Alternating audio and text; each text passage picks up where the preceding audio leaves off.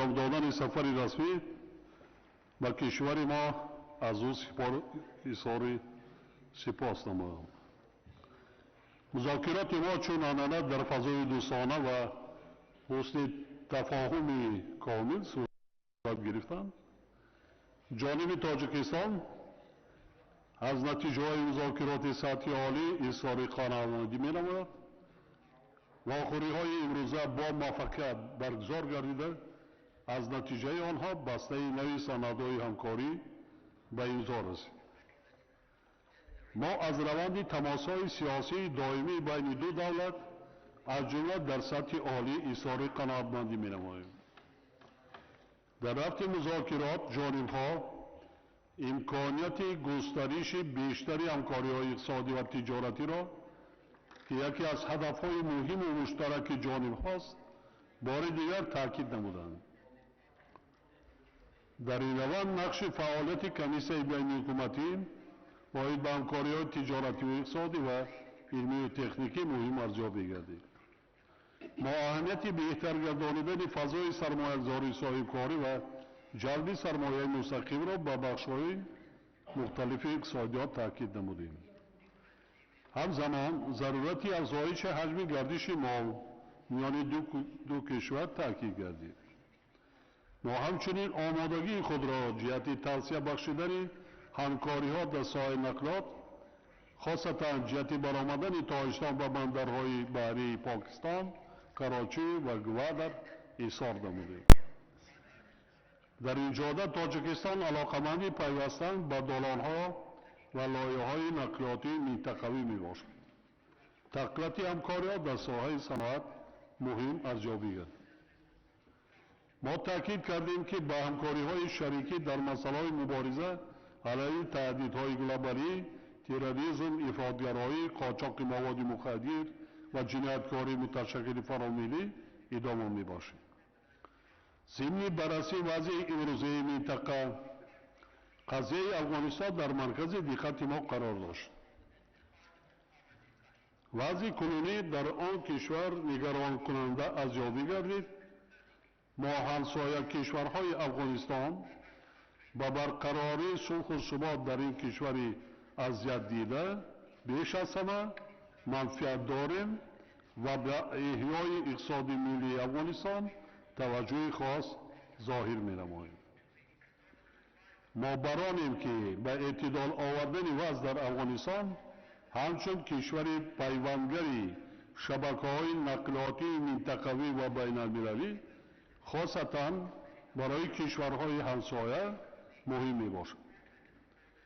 در این ضمن اظهار امید کرده شد که صلح و ثبات در این کشور همسایه هرچه زودتر برقرار گردیده منفعت‌های تمام گروه‌های سیاسی و قومی در افغانستان به اعتبار گرفته می‌شوند. ما جانبدار حکومت فراگیر در آن کشور با اشتراک نمایندگان تمام گروه‌های اجتماعی میباشند.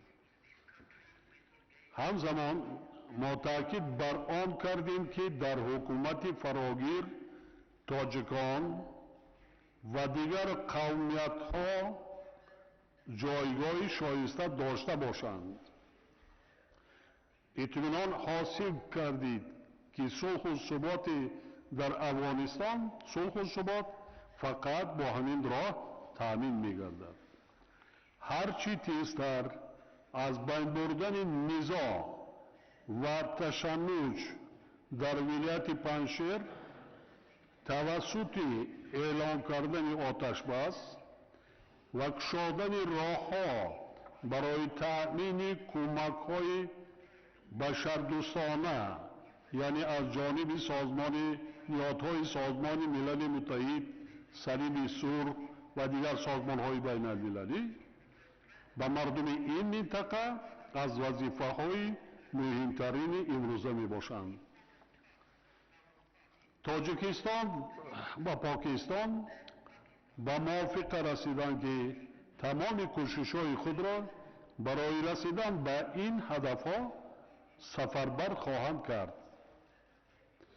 ما به اتفاق رسیدیم که برای در شهر دوشنبه گذرانیدن گفت و شنیدها بین طالبان و تاجیکان مساعدت خواهیم نمود.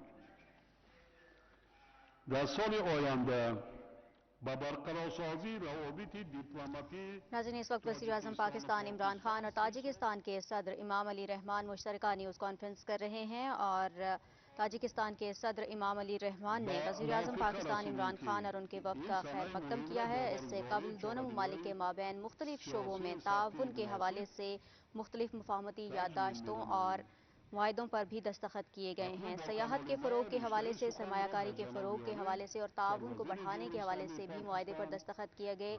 इसके साथ साथ खेलों के शोबे में भी ताउन बढ़ाने के हवाले से मुआहदे पर दस्तखत किए गए। इत्तलात के शोबे में बाहमी ताउन को मज़ीद फ़रोग़ देने के हवाले से भी मुआहदे पर दस्तखत किए गए। Imam Ali Rahman, first of all, I want to congratulate you for successfully hosting the SCO conference today.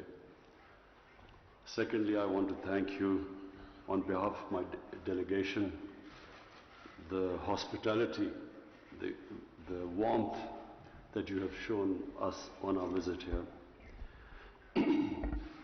We discussed wide-ranging subjects relating to trade between the two countries. The shortest route from Tajikistan to the Indian Ocean to the sea is through Pakistan.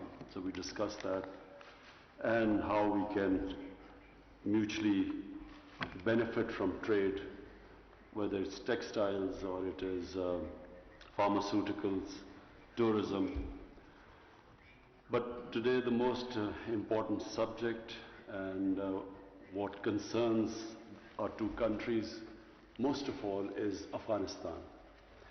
And as Mr. President, you quite rightly said, that it is extremely important not just for Tajikistan and Pakistan that there's peace in Afghanistan, but especially for the long-suffering people of Afghanistan. For 40 years there has been conflict in the country, and it has caused immense suffering for the people there.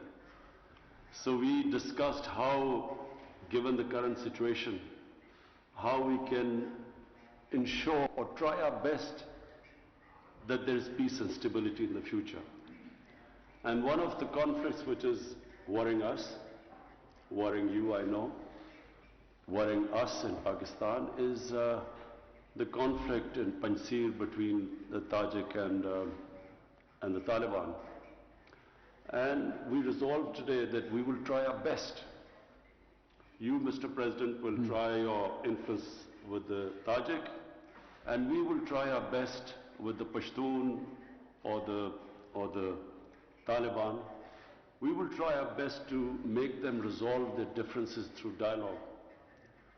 And we will urge on them that it's important for the sake of Afghanistan that there is an inclusive government. Unless there is an inclusive government in a country which is diverse, there are Pashtuns and 45%, then there's a huge Tajik minority in Afghanistan, then there are Uzbeks, then there are Hazaras.